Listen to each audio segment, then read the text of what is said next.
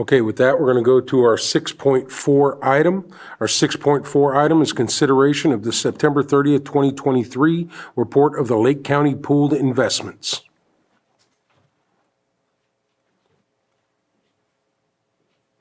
Today, we'll be having Patrick Sullivan, Treasurer Tax Collector, with us today to present this item.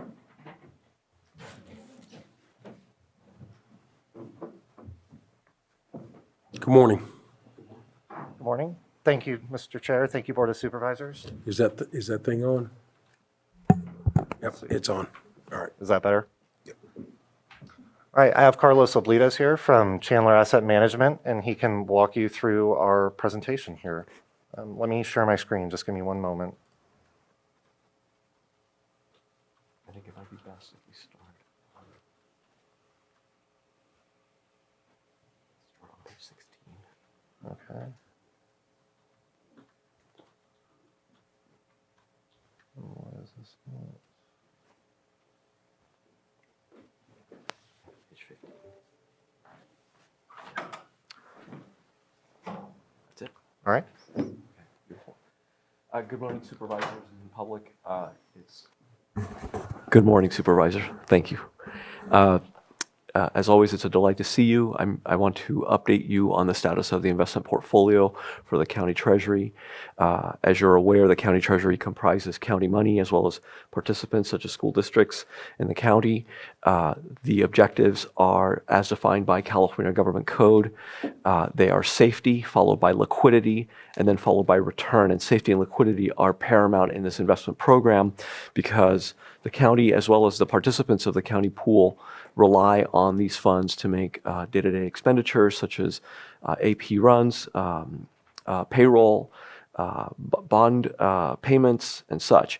If we go to the next page, on page 16, as I mentioned, these are subject to California Government Code as well as the county's investment policy. We have to monitor this portfolio, and regularly, every time we make a trade, we have to make sure that it complies with code and the policy. We do that. Pages 16 and 17 of your packet will demonstrate our compliance team's report to you that everything is within compliance of the law and the policy. They generate this report every month. The Treasury gets this report every month. But of course, we apply compliance on a trade-by-trade basis. Every time a security is purchased or something is sold, whatever we're doing, it's actually at purchase. Every time anything is purchased, we verify that things meet the standards of code. If we turn to page number 18, perhaps that's a good place to start. So when we look at your investment program, it's really divided into two parts. And we recently, in the last 6 months, divided one of those parts into two. So there's really three components to this investment program right now. And that was deliberately done to capture strategically and capture some higher yields in the markets for very specific reasons. So we'll go into that. But when we combine everything, when we put together the entire investment program as of the end of September, the program was valued at $486 million. That's a little bit lower than 3 months prior at $512. That is typical for county treasuries as the year progresses and we get further and further away from April and December, or December and then followed by April when property taxes are collected. As you get further towards the end of the year, balances go lower and lower until you start collecting property taxes once again in December. So we anticipate that those balances will come right back up. But when I say consolidated, it means that there's investments here that we're making on the long term. We recently set up another portfolio to capture some short-term yields for some very specific purposes. We collaborated with your Treasurer Tax Collector and Treasury staff to get that done. And then, of course, there are additional investments that the County Treasurer Tax Collector maintains in short-term pools to be able to make day-to-day liquidity. And that's also a yield play as well because we're getting paid, the county's getting paid very high yields on that. So when we combine all those three components, we're your investment advisor, we only manage two of those components. The Treasury staff manage the other one, and all three components are doing quite well and they're all functioning as expected. When we combine all three of those components, we're averaging 2.56% in yield. That is the forward-looking number of interest income that you're expected to earn the way that the investments are structured. If you think about it, driving a car, it's not saying I covered 60 miles in the last hour, but rather I'm driving at 60 miles an hour right now, and if I stay at that rate, I'll cover 60 miles when the hour is up. That's kind of how it works. When we average everything in, the reinvestment is averaging somewhere around 4.68. That's that market yield. It's indicative. It infers a reinvestment rate. That's the average that we're picking things up. That number is now higher because rates have risen since September 30th. And everything is rated in the AA plus. We're averaging in the AA range.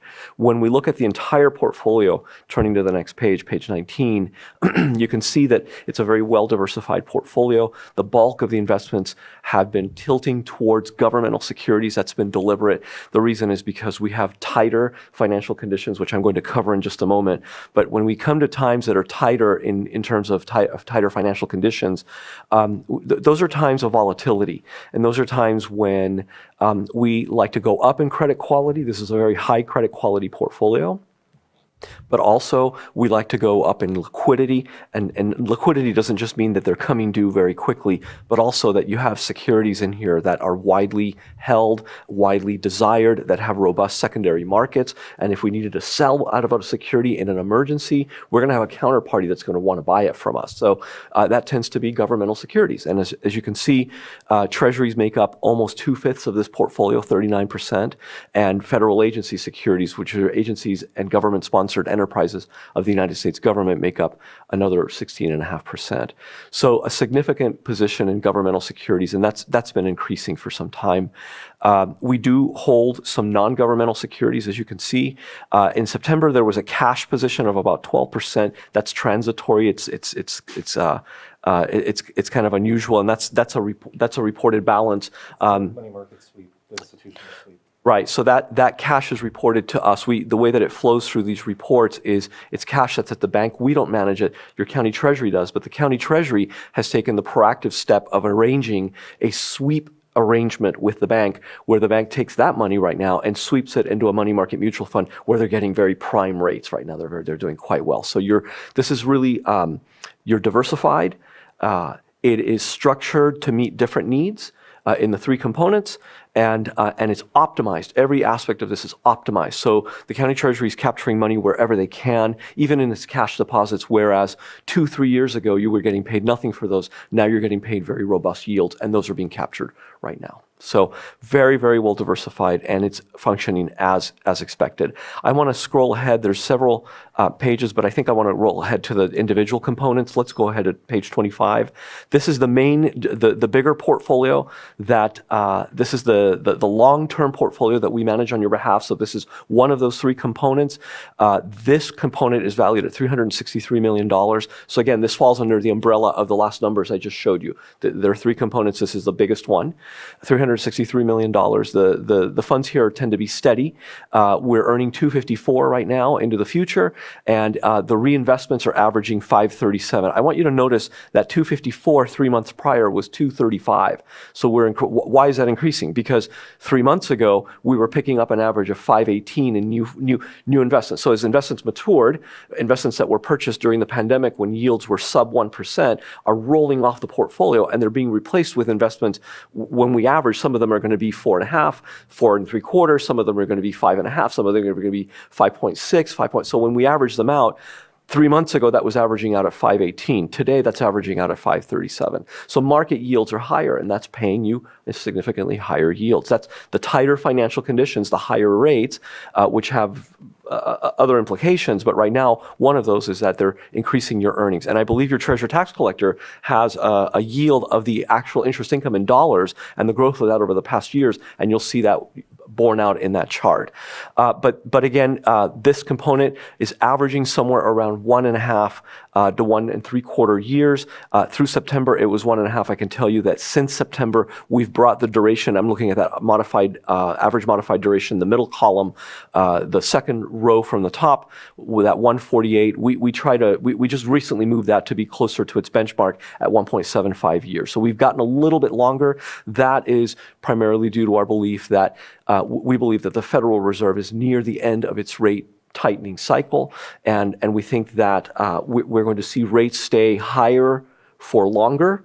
That's a theme that Chandler Asset Management has identified, and we believe that's going to be the case for the near future. And as a result, we've gotten longer to capture those higher yields and keep them for longer in those longer maturities. I mentioned to you, if we roll ahead to page number 29, there are three components. The second component was a tactical move done in collaboration with the county treasury. Your treasurer tax collector obviously has to really concern himself about liquidity, about ins and outs in the portfolio, and he maintains a significant amount of money in the pools, but and also in the cash sweep at the bank. But at some point, you can run across a situation where these funds can grow significantly, and you might be overweighted in some of these asset classes. Not only that, but we were identifying certain opportunities where we could pick up higher yields in shorter maturities for those shorter funds that he was keeping aside in pools and in the bank. So in collaboration, we worked to build a side portfolio. Currently, that portfolio is approximately $51 million, and we're averaging a yield of 5.39. So you can see it's significantly higher. That's because of an anomaly in the bond markets right now. Shorter maturity securities are paying you higher interest than do longer maturities. And I'll talk about that in a minute. The third component of, actually, let's go to page 30. So 3 months ago, we had federal agencies, some commercial paper, that's short-term unsecured corporate debt, and U.S. Treasury bonds. Those are loans to the United States government. We had it diversified amongst those. We have recently rolled most of those into U.S. Treasuries, and like I said earlier, a preference for governmental securities because of tighter financial conditions. We want that liquidity. If we roll to page number 33, that's the third component of the investment program. Currently about $71 million, and I believe that the yields on these this is being thrown off because the cash component, it says 67 basis points. The county is earning much more than that. It's closer to 5%. The reason that's being thrown off is because these are reported balances to us, and our system picks up the county has to report them to us. These aren't balances that we track directly with the bank. But when that comes over to our systems, the market values come over, but the yields don't. But I can tell you that the yields in these are significantly higher than this. But that average is about $71 million. And if we didn't put a pie chart on here, but that comprises a local government investment pool called CAMP. It comprises funds at the bank that your treasurer tax collector negotiated for a higher rate with that sweep vehicle. And it comprises also money at the state pool, local agency investment fund, better known as LAIF. That is what the portfolio looks like. The Treasury tracks the returns on all of this. We meet quarterly to review what's going on in the markets, to discuss, to see if we need to change tack, to try a new tactic, to see if we need to extend, to see if we need to rebalance between the three components. It's a very active program. And again, it's built for safety and liquidity before anything else. So far, it's designed to function in that manner. We're not back in the days of the early pandemic where the markets were in a tailspin and interest rates have fallen dramatically. And this is a different period and a different program where you're very well diversified in terms of maturity, you're very well diversified in terms of sector, and you're being very proactive about capturing those yields. So I'm gonna go ahead and go back to the earlier pages and just hit on 2 or 3 pages that I want to highlight, which talk about the markets and all. But if we turn to page number 12, the chart on the right-hand side in page number 12, I think is going to be the most significant one. What we're tracking here is the federal funds rate. That is an overnight lending rate between banks. And the United States Central Bank, the Federal Reserve, manipulates this rate. And they manipulate it to either pump money into the economy or pull money out of the economy to basically either promote employment or to slow inflation down. And those are two opposed forces. So it works like this. If the economy is slowing down, the Fed wants to increase economic activity so that there will be jobs and job growth so that people can pay for their homes and their bills and everything that they need. And so what they do is if the economy is slowing down is they make it cheaper for banks to borrow from one another.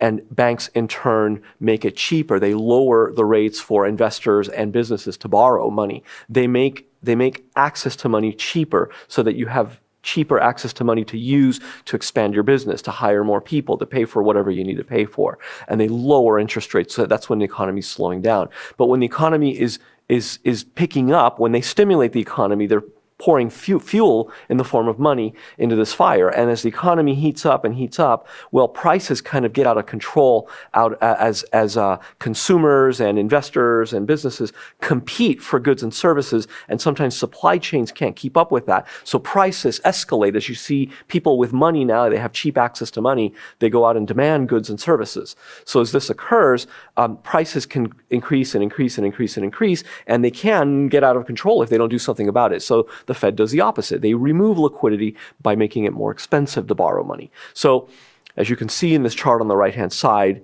the hockey stick that you're looking at on the right-hand side is the Federal Reserve raising rates since the reopening of the pandemic, because inflation, indeed, if we go back to page number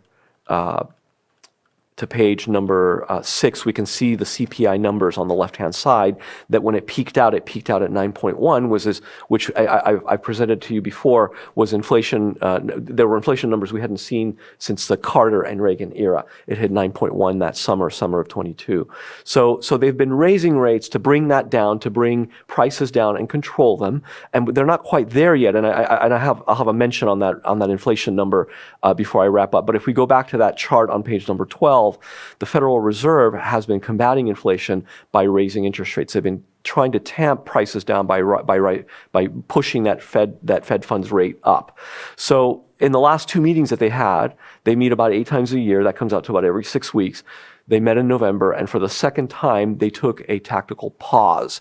They did not raise rates as they had done in the past year and a half. And that's leading investors to believe that the Federal Reserve is near the end of their rate hiking cycle. They feel like they've done enough. They've put enough brakes on the economy to where that inflation rate should come down. And that prior chart that I showed you, the inflation numbers for that came in unchanged for this month, I believe, from the prior month, and which gives more fuel to the idea that the Fed does not need to continue raising rates. So we may be seeing rates stabilizing at a higher level, higher than what we've seen in the last 12 years, approximately. So where we were happy to come in somewhere and say we were very proud of ourselves for getting you 0.25%, those days are generally considered to be over. And now we're in a new rate environment where 2-year treasuries are paying you anywhere between 5 and 5.5%. So we're seeing significantly higher interest income. That's helping the county treasury. That's certainly helped the quarterly apportionment rate that they pay out to the county and to its investors, to the participants in the pool. But of course, as I mentioned, this makes for tighter financial conditions, and I keep saying that. So what I mean is this: if we go to the next page, on page 13, if we look at the chart on the left-hand side, we're seeing rates be volatile. So you can see the rise in interest rates from March of 2020. They bottomed out in 2020 when the pandemic hit, and they stayed low, and then they started climbing. And what you're looking at are 10, 5, and 2-year treasury yields. But you can see now on the far right-hand side of the left-hand chart is that the rates have been very volatile. They've had big swings.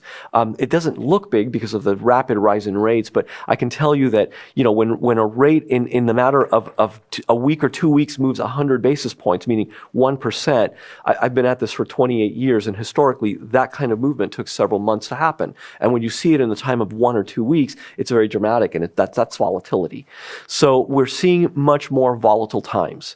And it means that investors get jittery because they think that one day the markets are up and the next day the markets are down. And what's adding to that volatility is a lot of uncertainty. Uncertainty as to whether the Federal Reserve is done.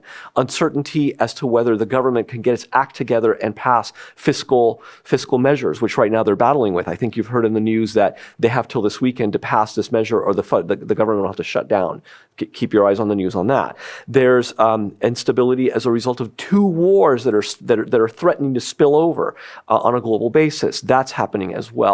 And when you have tighter financial conditions and higher interest rates like this in rapid succession, you get unintended consequences, like what happened with Silicon Valley Bank and Signature Bank and First Republic. Those banks suffered as a result of those rising rates. So one of the things that happens is you get what's called an inverted yield curve, and we're getting a little technical on this. I'm going to tone it down and wrap up here, I promise.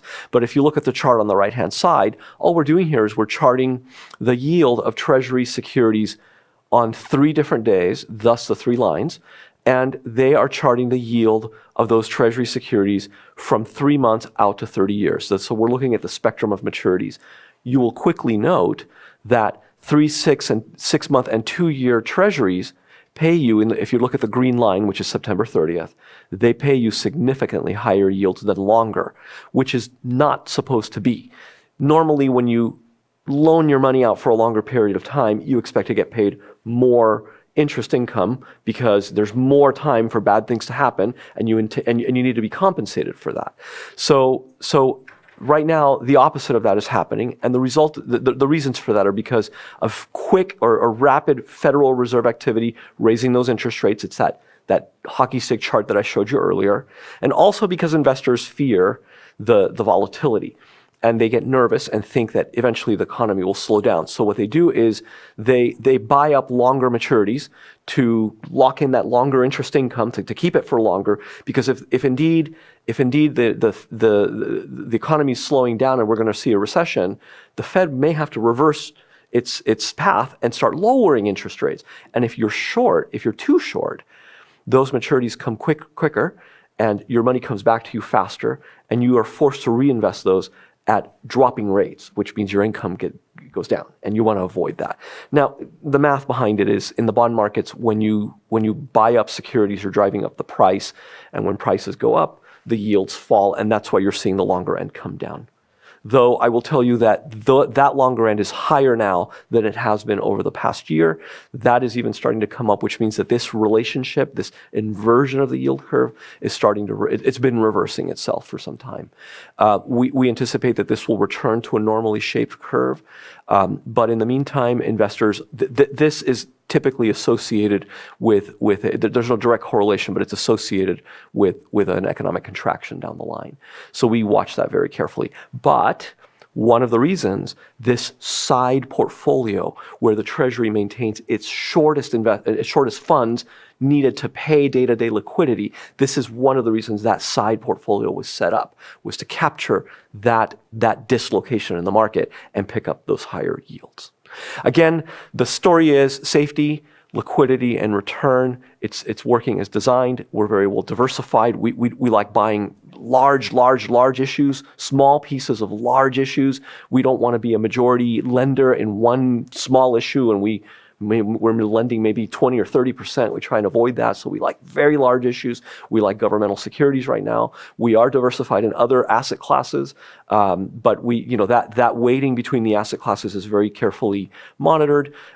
It's discussed with county staff. Your treasurer tax collector is at the forefront of this program, so that none of this is a black box. We all know exactly what's going on and where it's headed. Okay, thank you. Thank you, and I'll just add a few more points here quickly. We do have a chart that displays sort of the growth of interest over time since the program came into effect. When you look at these earlier figures, back in 2021, it was around October or November of 2021 where we really began the investment program. You can see each quarter since then, it has continued to grow. This last quarter, we deposited $3.6 million, nearly $3.7 million. We do expect that to continue to trend upwards over the next year as we climb towards that rate we discussed. But if interest rates stabilize at some point in probably about a year or so, you're going to see these numbers level off. So we would expect to continue to see this growth for potentially another year if all conditions remain the same. But then what we're looking at the end of next year is going to be closer to our norm, and then that will adjust as market conditions change. The only other thing I'd point out, I know I had previously mentioned that we had funds in LAIF. We are continuing to draw down LAIF. If you noted on that chart, I think we're down to it being 2 or 3% of our portfolio. We are going to take more advantage of the other government pools, CAMP, CalTrust, CalClass. They offer a higher rate in the meantime, and probably in a few years we'll return to using the state treasurer's LAIF because that may be more beneficial to us at that point. But for now, we're going to continue to draw it down. And for short-term liquidity, where we used to have funds in LAIF, we'll probably allocate those same amounts of funds just using one of those other pools. And with that, we're happy to take any questions that you may have. All right. That was my Supervisor? question, what you just said about LAIF. You're laterally transferring it to other accounts or other investments with higher percentages. Is that what I'm hearing? Yes, because LAIF right now is paying, I want to say around 3.5%. The other government pools, CAMP, which the county already had some funds in, they're paying closer to 5.5. Right. So we can pick up an extra 2% yield. So there's, I mean, for the time being, LAIF doesn't really suit our needs as well as it previously did. So I imagine for the next few years, we just won't be utilizing it to the extent that we previously did. I remember last report, that's something that you mentioned that you'd be doing, so I'm glad to see. I'm glad to see that. Yeah, that was my question, and you Yeah. answered it. Thanks, Pat. And the yield is up closer to 3.8 today. But yeah, it's still, the other pools are significantly higher. Supervisor Green? Yeah, thank you. Appreciate the thoroughness of the presentation as always. And as always, I am befuddled by the thoroughness of your presentation. And I feel good about that. But for the lay audience and for those still learning municipal finance, it's a steep learning curve. So without going into like 15 pages of detail, I still get questions sometimes from constituents. Oh, the county's just rolling in cash. You got $300 million in reserves, blah, blah, blah, blah. And this kind of highlights some of those questions I get, and I have fumbled in my own way trying to explain this stuff. So today may not be the day. We're short on the board and we may have other things on the agenda, but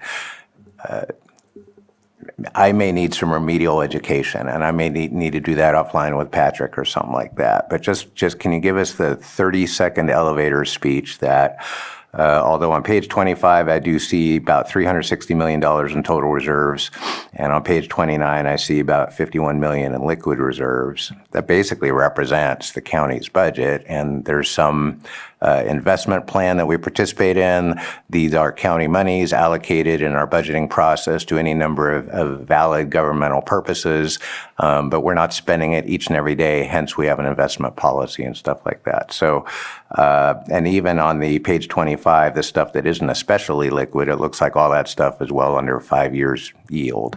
So essentially, it's pretty darn liquid. So can I get just the 30-second elevator speech for my benefit and for the benefit of some in the room, that the county's not rolling in disposable income, that we're just looking for investment tools to make a little interest on that this is part and parcel of how municipal government works.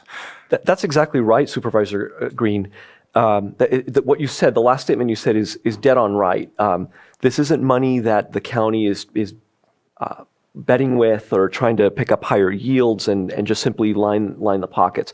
If you think about it in my 30-second speech, this is the best way to think about it.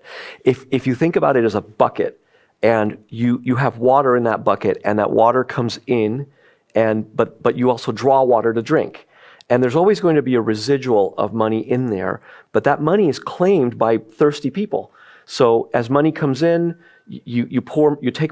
as water comes in, you take water out to give water to people, and there's always a residual, and that residual goes up and down, but there's a claim on that water in that bucket. In the same way to think about it is, in my personal balance sheet, I have a checking account and I have a salary, and money comes into that account, and it's money that I have in earnings, but that money is claimed by my mortgage and by my grocery bill and my gas bill that has to be paid out. So that bank account goes up and down depending on the claims. Now, the added measure here is that the county treasury doesn't just, this money, and it's perhaps page 18 is the best one to go. The entire program as of September 30th was $486 million.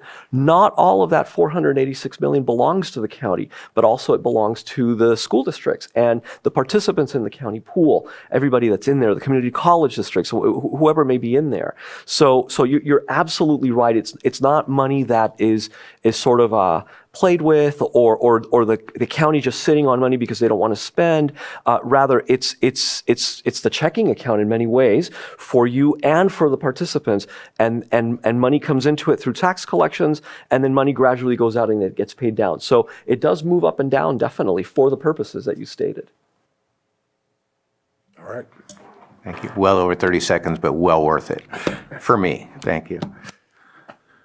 Okay, any more questions from the board? My comments obviously are just, since the implementation of bringing your company on, Patrick coming on as tax collector, just moving in the positive direction here. These conversations weren't happening prior to that, and we made some good decisions both at admin and at the board level, and we'll continue to have the growth with the experience that we have with your firm and with Patrick Marshall and everybody else doing the work. So moving in the right direction, and yeah, it gets about just as complicated as it can be. But if we're not doing nothing, we're not doing what we need to do. So we're moving in the right direction. So thank you very much for the hard work. No more questions at the board level? All right, go ahead and open it up to anyone in the chambers. Any comments? Okay, any online? All right, nothing online either. All right, thank you very much, gentlemen. We'll see you at the next quarterly. Thank you. Chair.